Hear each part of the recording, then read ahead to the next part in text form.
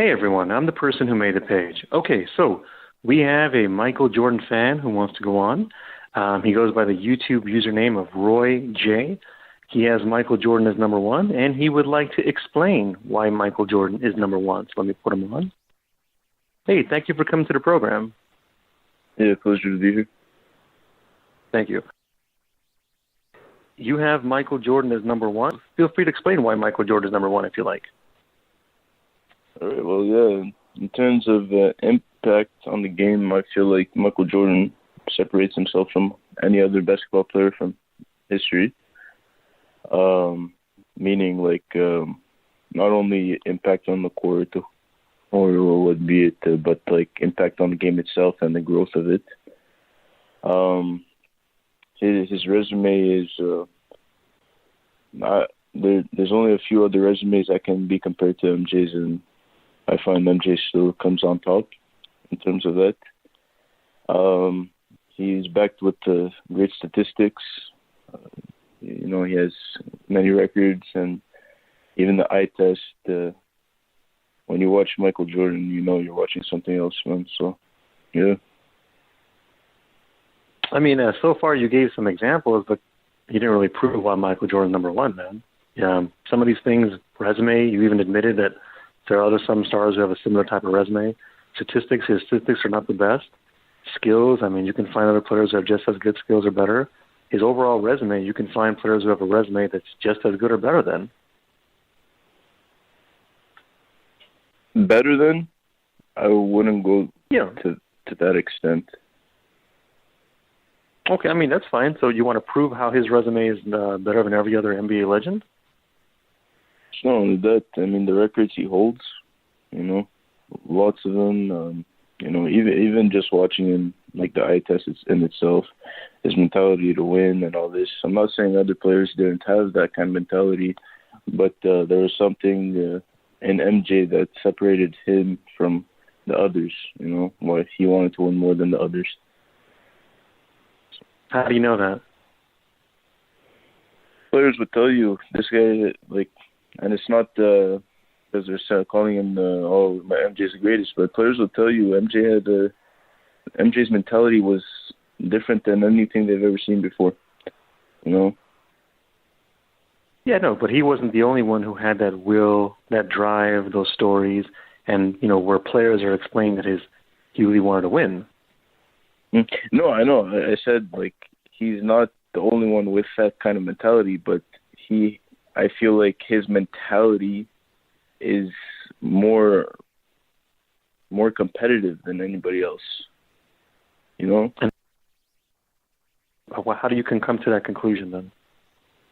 Just from the stories that NBA players would tell you, playing up against MJ, they would tell you, this guy's different, nobody else, I'm sure you have a few legends in mind that have the same winning mentality, like Magic and all these other guys, but even they would tell you MJ has another edge to his will, So. Right, but how does that make Michael Jordan number one, man? His will to win was the greatest. How do you know that?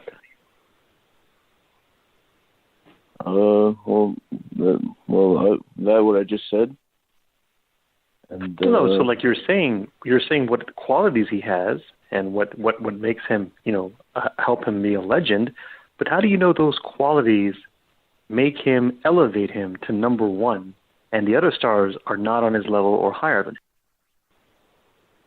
Well, we saw it on the court. What he would do every night in and night out, right? But he wasn't the only one on the court going there every night. No, but he brought his team to higher levels of play, His teammates would tell you, you have to be on his level or you'd get the bad end of the stick on training nights or on game nights and stuff like that, And what happened when you were not on the... Horace Grant. What happened with other legends? Well, other legends gave him a pass. No, but I've never heard that much talk going behind MJ like another legend. Well, there were others. Like, for example, there's a guy by the name of Larry Bird, who also, by the way, has a nickname, Larry Legend, if you want to use the word legend. Yeah. People talk about his legendary stories. And now I don't know who had the biggest drive or the biggest will. I don't know how you're going to measure that. But even let's, for example, assume that Michael Jordan had the biggest drive and the biggest will, which you don't know that for sure. But let's assume he does. How does that make him number one? If you have a will to win something more than another, wouldn't that separate you from being better? It means you have a bigger will to win. Yeah. He also had the skill set that separates him from others. Like, how do you know? He had the athleticism. Like, you brought a Bird. He was more athletic than Bird. How do I know that he was more athletic than Bird? No, how do you know he had the biggest skill set and he was the most athletic? Well, I watched it, and I saw it. Let me rephrase the question. How do you conclude that he's number one? How do you conclude he should be elevated over the other stars? Well, that's my main argument. His will to win was the greatest thing I've ever seen, When do you know every other legend's will to win? If we're going to talk about, let's say the other top tens, not like I know MJ's, but yeah, I have an idea of it. But okay, so you just admitted that you don't know theirs like you know MJ's. Yeah, but who had more impact to the game? Whose will impacted the game more? But okay, so now it's I thought it was will to win. That's fine. We can go impact to the game. So same question. Will to impact.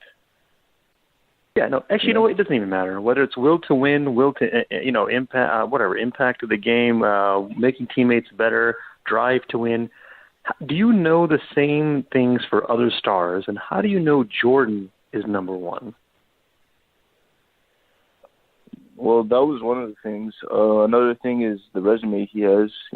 All these defensive all first teams and all this stuff. Like that requires skill to get a resume like that. At the end of the day, right? Would you agree? There's no dispute he has skill. We're not disputing Michael Jordan has skill.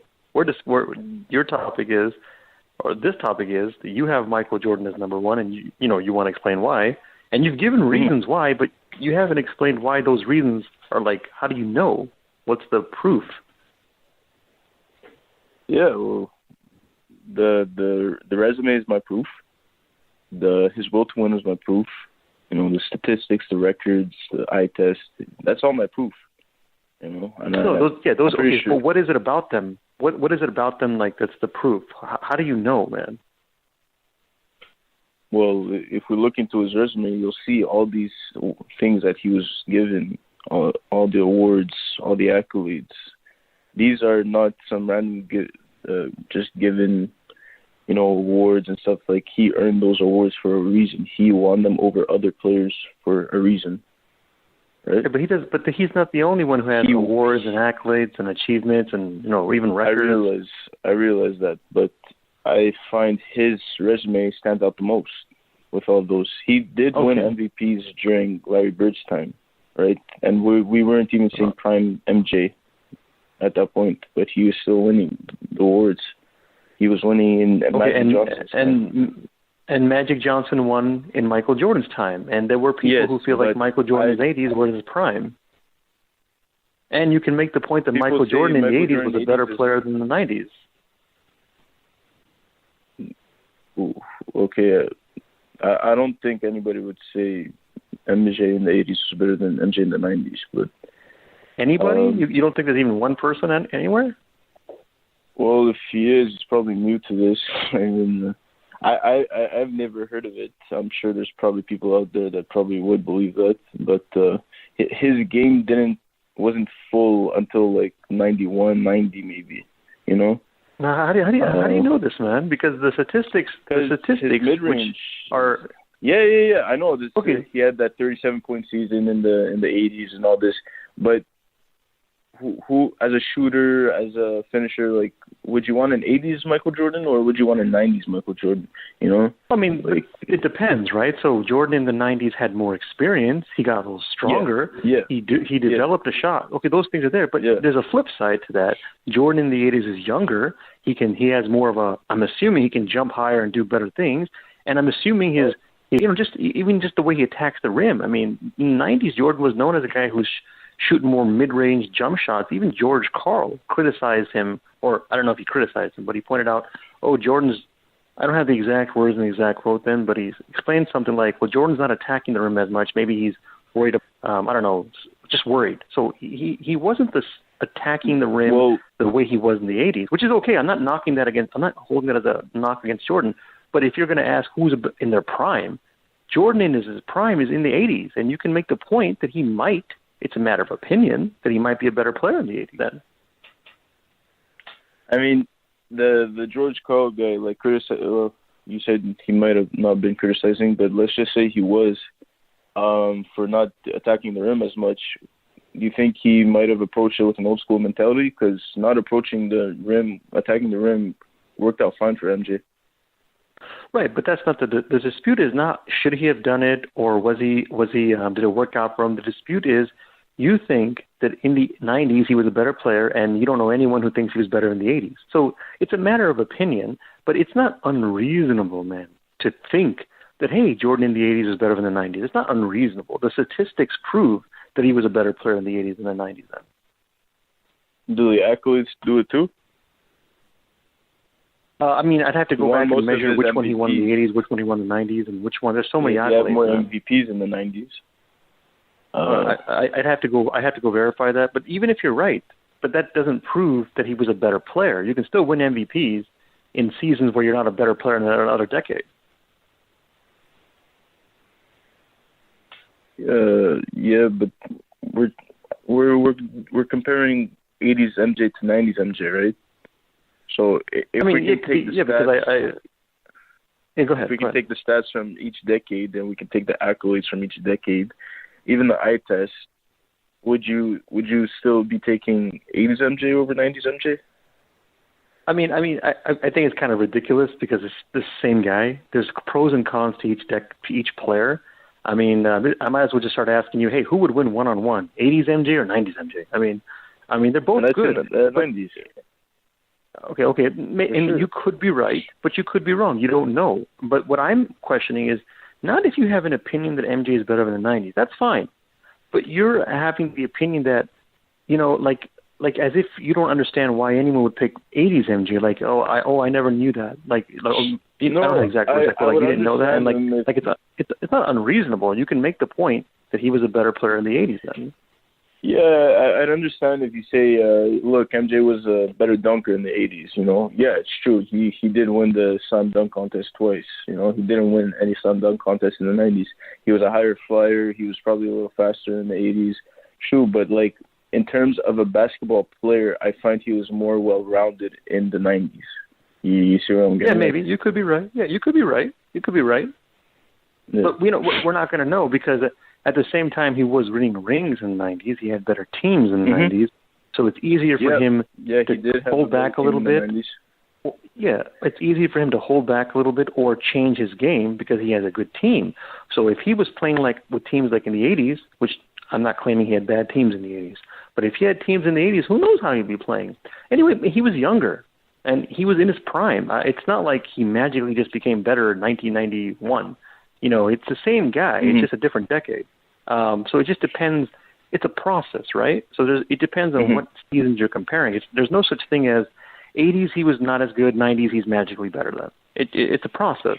So the older he gets, the older any player gets, he's not going to be as good as he was younger. Well, he did come out saying this, when a reporter had asked him, when do you think you would hit your prime? He said 91. So do we take his word for it? The guy that's actually been through everything, and that's literally in that body. I don't know if that's true, which I don't even know that quote, but I don't want to just dismiss it. If that's true, okay, that's an important point. But this is not a scientific thing. Like he knows when he hits his prime. There's no scientific, definitive thing about prime. I mean, there's an area. So the guy is in his 20s, okay, in the 80s, in his 20s. And in the 90s, he's, for the most part, in his 30s. Oh, I don't know if it was the most part. But anyway, he was in his 30s sometime. So I'm not going to assume a guy in his 30s. Okay, I'm not going to assume a guy in his 30s is better than a guy in his 20s. The same guy, Michael Jordan. I mean, okay, here, if you if you start going to the gym, right, and you let's say you go for the first month, you're getting used to things, right? And it's your first month going to the gym. You're not completely used to it. You don't know how to bench properly or anything. Wouldn't you be more well-rounded, more gym-made in the second month than you were in the first month, more accustomed to it? Right, but you're comparing 1 month and you're comparing just experience. We're talking about a guy in his 20s versus a guy in his 30s. Yeah. Yeah, but that's a year. We're talking about a guy in his 20s versus a guy in his 30s. Do you think, let me turn the question to you, do you think the weightlifter in his 30s is in his prime more than a weightlifter in his 20s? Yeah, it could be. 20s and 30s. Well, he could be. No, he could be. But in general, a guy who's younger is going to be different than a guy who's older, right? There's a reason ball players in their 20s can make more money than ball players in their 30s. And I know Jordan might have made more money in 30s. I know that. Yeah.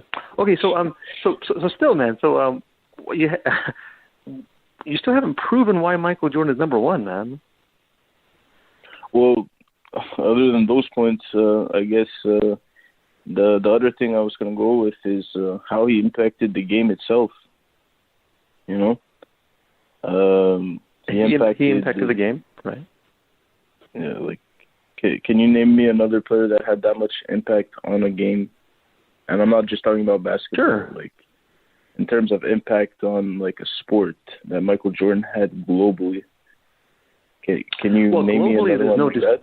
Yeah, globally there's no dispute Michael Jordan is on a high level of fame and popularity. But fame and popularity don't make you the number one player. But you can find other athletes who are worldwide famous. But that's not the topic.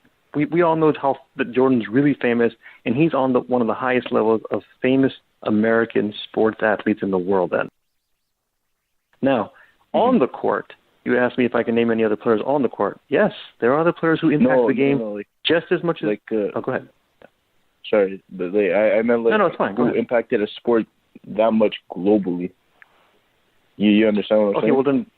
Yeah, but I thought you were also asking before that about... globally was after, and then before that, I thought there was one in the game.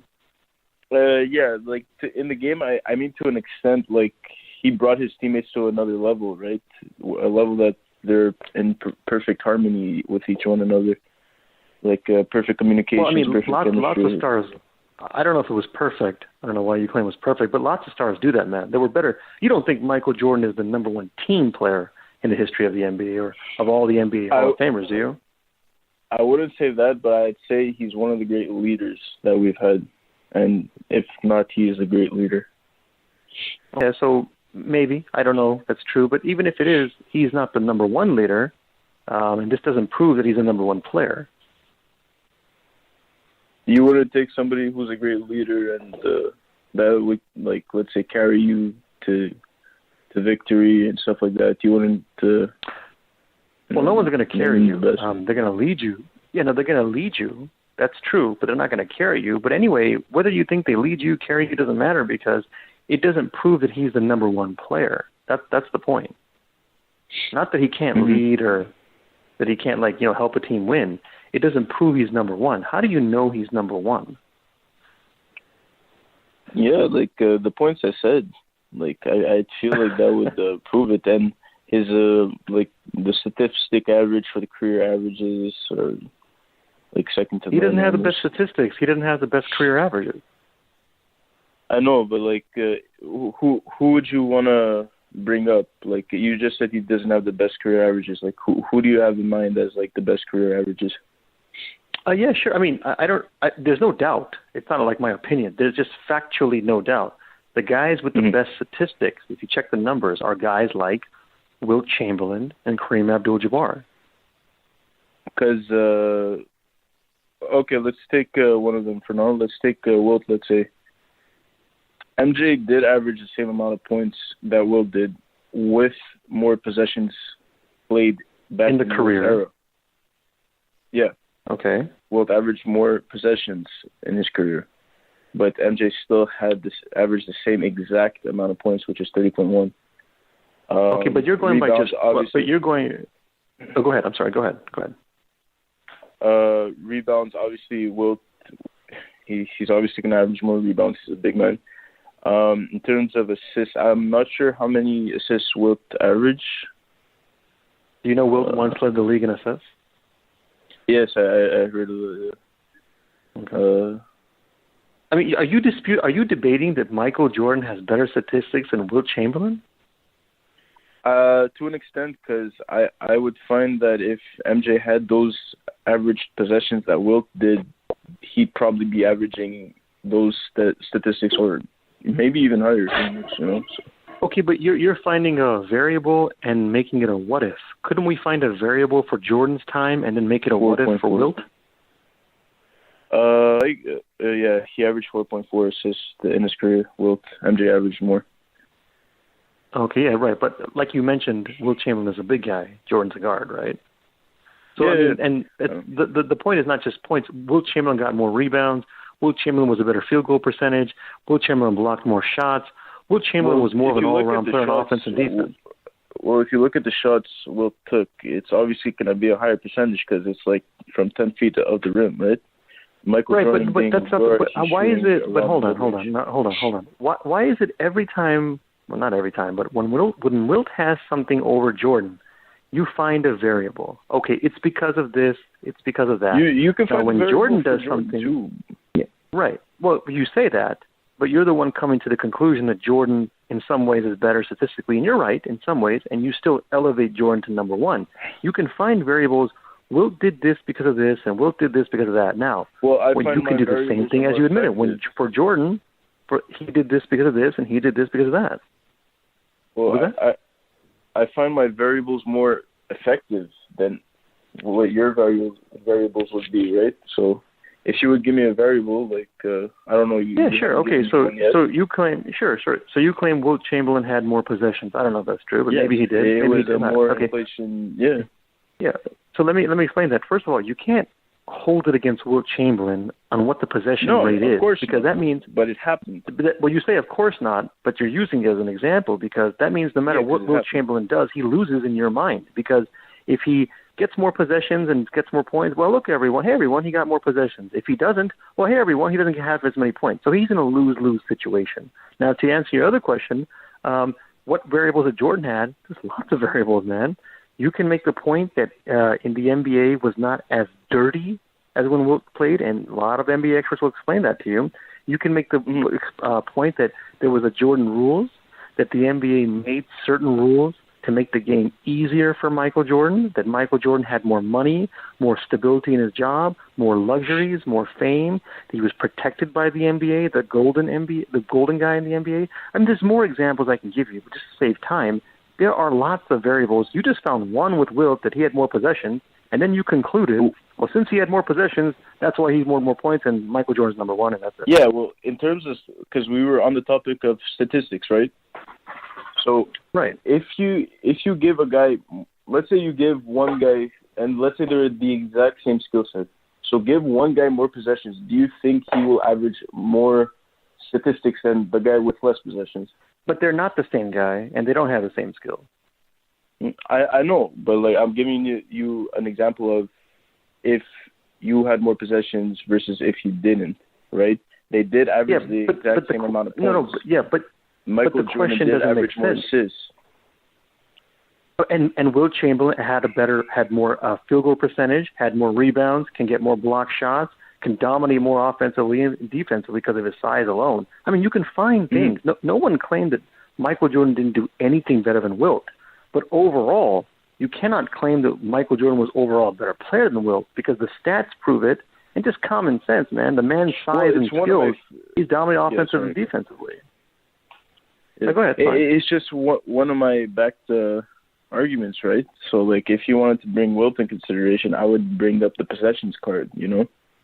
Why is it? Why are you focusing solely on possessions? What about the other variables and factors that you acknowledge you can find in Jordan and Jordan's time? Because I find the possessions is more effective in terms of, because we were debating statistics.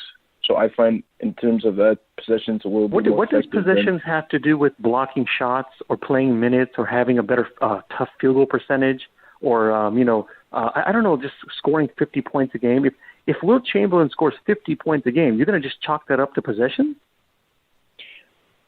Okay, if MJ had those possessions, would he not be averaging 50 points a game? Well, if it was possible for someone else to do it for possessions, why is Wilt Chamberlain the only guy to ever do it? Because that was the point during NBA history where the possessions were that high. No, then why was Wilt the only guy? There should be someone else close to him. There's no one close to him, man. At that time, yeah. Okay, I got your question. No, at that time for sure, Wilt at that time was the scorer of the league. Like every generation. No, there were other guys who could score. There were other guys who could score a lot. In fact, there were other guys who were scoring on the level of Mike. Elgin Baylor and Jerry West were offensive machines like Michael Jordan, and they don't score what Wilt Chamberlain does. But if like we said, we were talking about career averages and statistics, they don't average out what MJ was averaging out or Wilt was averaging out. But they're in that area. What are you talking about, man? It's not like they're averaging 16 points a game and Michael Jordan averages 40. They're right behind Mike in career averages and overall as players. Jerry West could score just as many points as Mike, just as many. Just check out what he did in his numbers and his records and how many times he had 40-point games and stuff like that. Elgin Baylor was very similar to not just scoring, but as a player. He could fly and glide in the air and dunk and score. And in fact, he was a better rebounder too. Probably a nicer guy and probably easier to get along with. But the point is, when you explained that it was just Wilt, no, it wasn't just Wilt. There were other scorers, and they were similar to Michael Jordan. So if you're going to make the point that if Michael Jordan had more possessions, he could do what Wilt did or somewhat similar, then why haven't other stars done that? He doesn't need to do what Wilt did because he's already averaged the same amount of points as Wilt did, right? Career-wise, he averaged, pretty much the same. So I mean, but again, you're just focusing on points, and you're going with one thing, possession. Well, that's what possessions mostly correlates to. It does correlate to rebounds and assists as well, and steals and all this stuff, because in general, the game had more possessions. So it gives you more opportunities to steal the ball, block the ball. Wait, hold on. That doesn't make any sense. Hold on, that doesn't make any sense. When you're somewhere on the floor and you just touch the ball, that's not just getting more possession. Somebody has to hold the ball and pass it. I mean, there's still going to be one guy holding the ball. You're taking possessions and running with this thing, man. And again, you're ignoring the variables that Jordan had. Why do you ignore what Jordan had during his time? What Jordan had over Wilt is way more than just a few possessions for Wilt. No, because, like I said, I find the possessions are the more effective variable towards statistics, right? No, I'm not point. dismissing for point. Not statistics. Everything. It has nothing to do with rebounds and minutes played and field goal percentage and stuff like that. No, it does, because you have another possession to get a rebound, right? Somebody shoots it, that's another possession. No. Are you talking about a player holding the ball as possession or a team having a possession? Both, because they both correlate to each other at the end of the day. Okay, so let me get it straight. Somebody shoots the ball and they miss it, and Wilt Chamberlain grabs the rebound. You chalk that up to more possessions. Well, it's the game in itself has more possessions, which does correlate to a player each having higher averages of possessions, right? Okay, so then why doesn't every other player have stats like Wilt? At that time, no, because Wilt was one of a kind at that time. But I can tell you that MJ averaged mostly higher career averages than Wilt in the era where there was less possessions played. Actually, in the era that was I don't understand, man. I don't understand. When Wilt Chamberlain has better statistics, which is factual, you can just check the numbers. It's better. You chalk it up to possessions. Okay, fine. Then when I ask you, why does other stars not have it? You say, well, he was an exceptional player, Wilt. And then I ask you, well, what about the things that about Jordan's time? You don't think it's as high as possession. It seems like everything you're doing is just finding a way to make it good for Jordan and to downplay the other stars. Well, I mean, the possessions is factual at the end of the day. I can't. Right, but it doesn't conclude. It doesn't conclude that Jordan had better statistics. Okay, I'll tell you what it concludes with. It concludes that MJ. Well, the statistics could have been higher. Let's say we kept that same rate of possessions for like the NBA's entirety, like from Wilt's era to LeBron's era. Michael Jordan could have had higher statistics. Okay, but if you're going to go by the could have, we're not going to deny this. Would have, then what about if Wilt Chamberlain had different things for him? You can find this for any star. Why are you elevating Jordan and not doing the same thing for other stars? Well, I mean, because Wilt's and Jordan's career averages are pretty much similar except for the rebounds and blocks, you know? No, it's not just the rebounds and blocks. It's not just rebounds and blocks. But even if you did that, that's still two big categories, rebounds and blocks. But it's not just rebounds and blocks. There's also field goal percentage. There's also minutes played. Who has more minutes played? Yeah, I'm talking about I don't know the exact totals. I have to check the numbers, but I'm talking about the type of players they were. Wilt Chamberlain had a season where he pretty much played every minute of every game. Okay, so don't you think that would give him more stats as well? Yes, you're right. You got to be kidding me, man. You got to be kidding me, man. 46 minutes. Wilt Chamberlain averaged 46 minutes.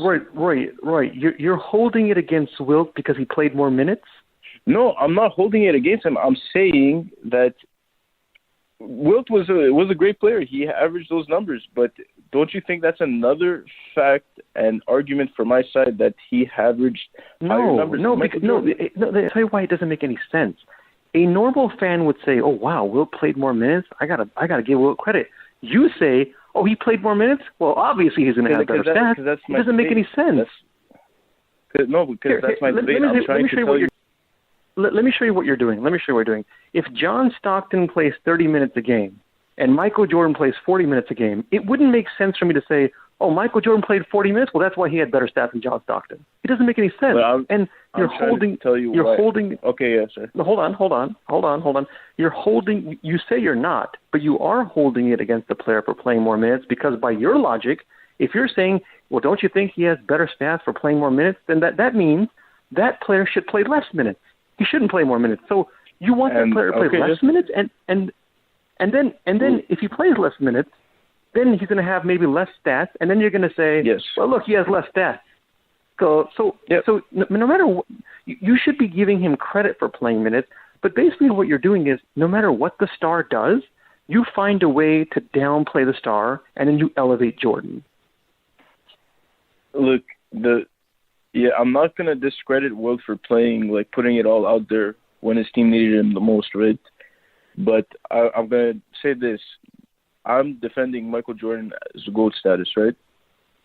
So I need to, like that minutes per game, that really that opened my eyes into another direction because I didn't know Wilt averaged that much more time in a game than Michael Jordan did.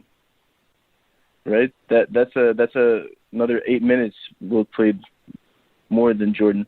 So But you can also make the point. But you can also make the point that when you play more minutes, you're tired. You're not going to do as well. You're sluggish. Your stats will still go up. Here's a man playing lots of minutes and still putting up wonderful statistics. And you chalk it up to, well, hey, he played more minutes, so that's why he had better stats than Jordan. You're just down. If a human being plays lots of minutes, you can make the other side point that they're tired, they're not going to do as well, they need a break, their stats are not as well.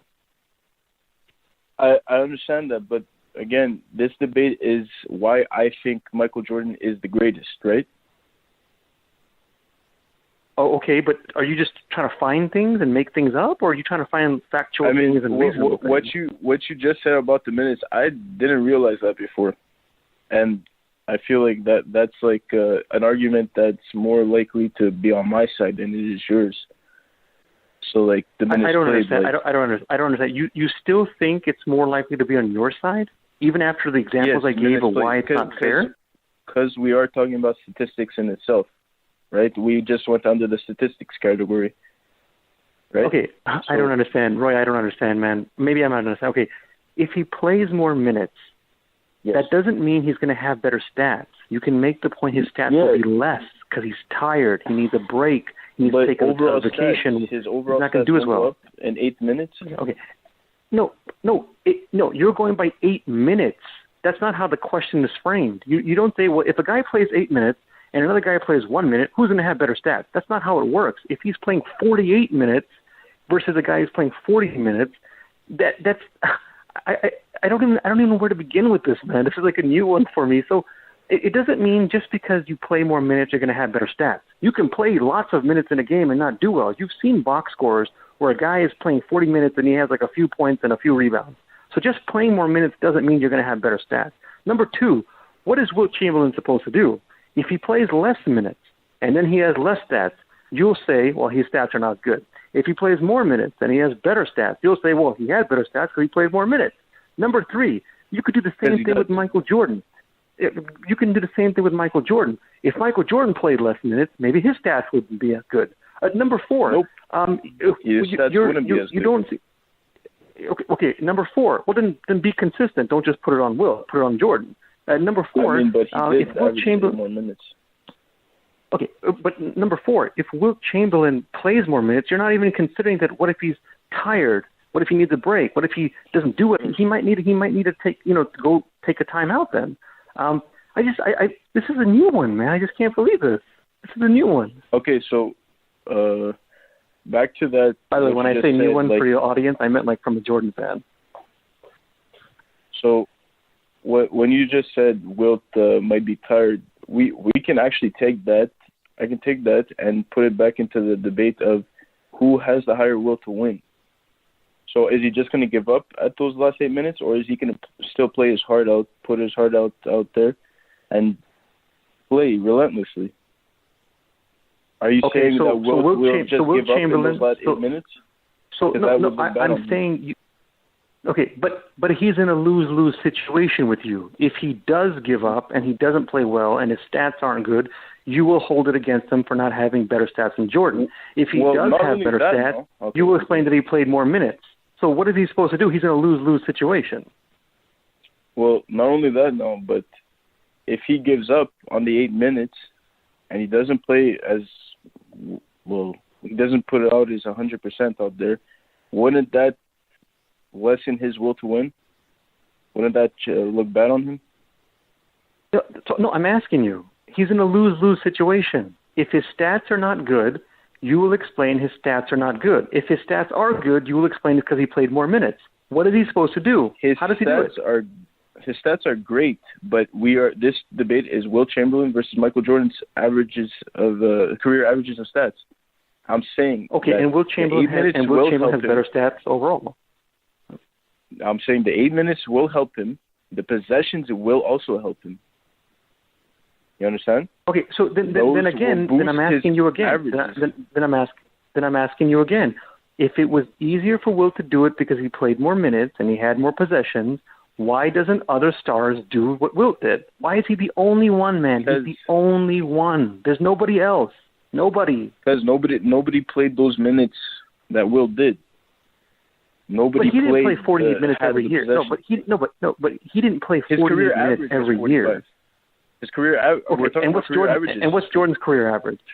30. Here, I'll check right now. 38. Okay. So you have 46 on one hand and 38 on the other. Okay. So for 8 more minutes, you're going to assume that's why Wilt Chamberlain has over 70 records in the NBA. You're just going to chalk it up to 8 more minutes. Well, the possession is 2. You're disregarding possessions. Those 2 work together. But these things, man, don't equal 50 points a game, 70% of your shots, 29 rebounds, blocking 21 shots. It doesn't make any sense, man. Look, at the end of the day, they did average. You just brought back up the points thing. They did average the same career amount of points. Okay, all right. I'll try this. I know what you're going to say. I'm going to get you, man. I'm really good at getting Jordan fans. If you're going to say Wilt Chamberlain's stats are partly because of all the minutes he played, then do the ratio for Jordan. And possessions. Do the ratio for Jordan. If Jordan played 7 less minutes and had whatever less possessions, then the ratio should be similar to Wilt Chamberlain, just less numbers. So, for example, I'm just hear me out on this, man. If it takes 20 minutes to make 20 points, and Michael Jordan played 10 minutes, then he should have 10 points, and Wilt Chamberlain should have 20. So, whatever Wilt Chamberlain's stats are, Michael Jordan's stats should be just the same in the minutes he played, but they're not. How do you explain that? In terms of points, are we going by, or all careers? Anything, all anything, man. Anything. Okay. Well, then the question wouldn't correlate with what we're doing now. Because if you're going to take a ratio... No. Go ahead. Yeah, go ahead. Because if you take a ratio now, and because you're talking about minutes, right? You only just spoke about minutes, which I said there's also no. You said minutes and possession. No, you said minutes and possessions. Yeah. You were really going with that minutes and possessions thing, and you want to ignore what Jordan had variables in his era. Fine. And you think that Wilt Chamberlain was the only one who did it because he was an exceptional player. There was no one like Wilt. You're right. There was no one like Wilt. But no one's close to Wilt. Okay, close. It's not even close. His records alone, there's no one close to the records he has. His stats, there's no one close to his stats then. So if you're chalking it up to hey, he played more minutes, he had more possessions, okay, fine. Then whatever Michael Jordan's minutes are, whatever his possessions are, his stats and records, by the way, should be on the level based on his minutes and possessions, but they're not. Compared to Wilt, then. Because the example that you gave me is, let's give Wilt 20 minutes, he'll get 20 points, right? Let's give MJ 10 minutes. I'm giving you a hypothetical, right? Yeah, okay, let's go with it. And you wanted me to answer it, but you didn't apply the possessions to that question. So, can you add something? I'm saying that. Dude, you're not understanding what I'm saying. I'm saying apply the minutes and possessions. Remember you said and possessions. I was like, and possessions. So we'll do both. Mm-hmm. Whatever Wilt Chamberlain does based on his minutes and points, whatever it is, and you think it's because he got more minutes and more possessions, then whatever Jordan gets for his minutes and possessions, the ratio should be the same. But so you're saying, what if they have the same minutes and possessions ratio? I'm saying if you're going to say Wilt Chamberlain has these records and these stats because of the minutes and possessions, then Michael Jordan's stats and records should be the same for the amount of possessions and minutes he played on the ratio. The percentage should be the same. It shouldn't be like he should be any different. It should be the same. So, in other words, if you were doing a computer simulation, it would mean that if Michael Jordan played the minutes Wilt played and had the positions Wilt had, that Michael Jordan would have the same stat. But he wouldn't. Because the ratio. Oh, okay. I see what you're saying. You're saying percentage-wise, the ratio of them having the same stuff would equal out the same. No matter what the minutes and possessions were. Okay, but if we take MJ's minutes and we boost them to Wilt's, are you still saying that? Or we take MJ's possessions and you boost them to what Wilt's possessions were, are you going to still give me that they are the same percentages and the same? No, we don't know that. That's like hypothetical. No, well, of course we don't know that, but you were concluding that Wilt had better numbers and records, I guess. You're doing it for records too, right? It's not just the stats, right? Yeah, you can. Right, but I guess you can apply it to records too, yeah. Hey, please subscribe, and if you disagree with me on something, you can go on my program and show me your facts on whatever you disagree on. If you want to go on, let's set it up. Send me an email. The email is right there in the description section. Thank you.